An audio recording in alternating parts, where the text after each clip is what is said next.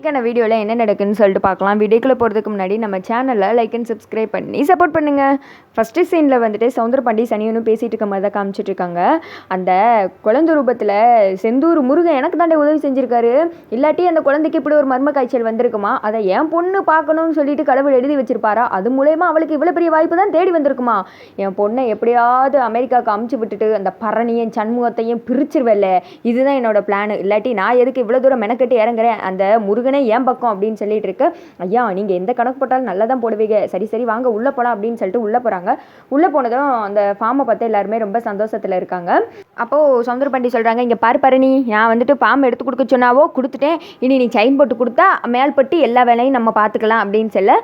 சண்முகம் வரட்டும் அவர்கிட்ட கேட்டுதான் சைன் போட முடியும் அப்படின்னு சொல்ல,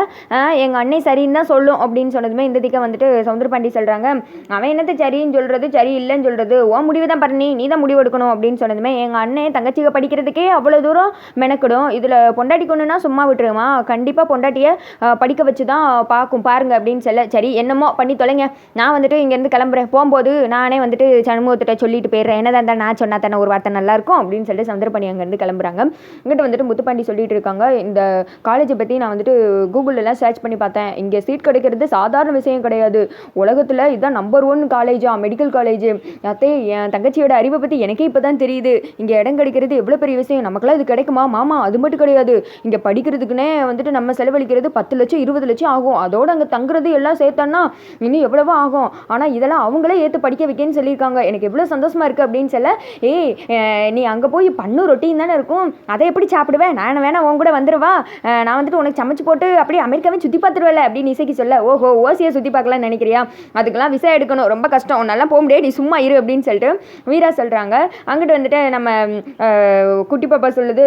நீ போயிட்டேன்னா எனக்கு யார் மதினி கணக்கு சொல்லி தருவா அப்படின்னு சொல்லிட்டு கணி கேட்க, இங்கிட்ட வந்துட்டு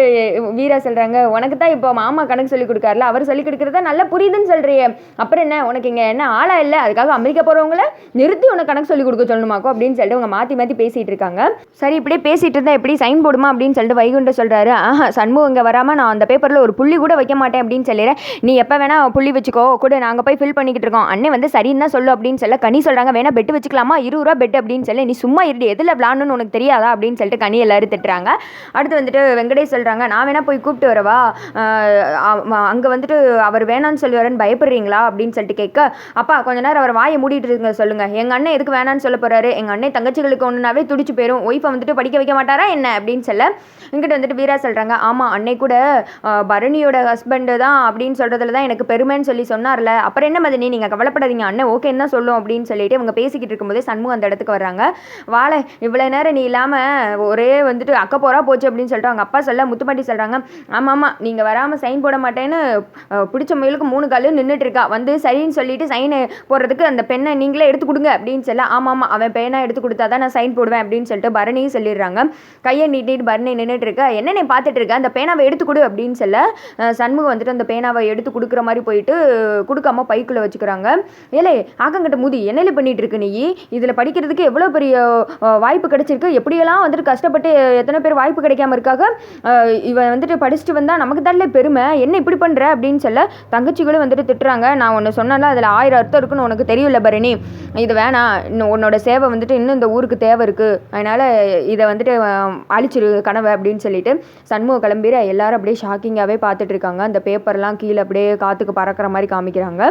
அடுத்து வந்துட்டு ரூமில் பரணி அழுதுகிட்டே படுத்திருக்காங்க. அந்த இடத்துக்கு சண்முகம் வராங்க, என்ன அழுகிறியா அப்படின்னு சொல்ல, நான் ஒன்றும் அழுகலை சத்தமாக சிரிக்கிறேன் அப்படின்னு சொல்லிட்டு சண்முகம் பார்த்துக்காம அந்த பக்கம் திரும்பி வந்துட்டு அழுதுட்டு இருக்காங்க. இங்கே பாரு நான் எல்லாம் நம்ம குடும்ப வாழ்க்கைக்காண்டி தான் நான் சொல்லிட்டு இருக்கேன், நீ வந்துட்டு ஏன் சொன்னால் புரிஞ்சுக்க மாட்டீங்க, நான் சொல்கிறதுல எதுவும் கோவமா உனக்கு அப்படின்னு கேட்க, ஆமாம் உன் தங்கச்சிக்கு மட்டும் பாடகியாகலாம்,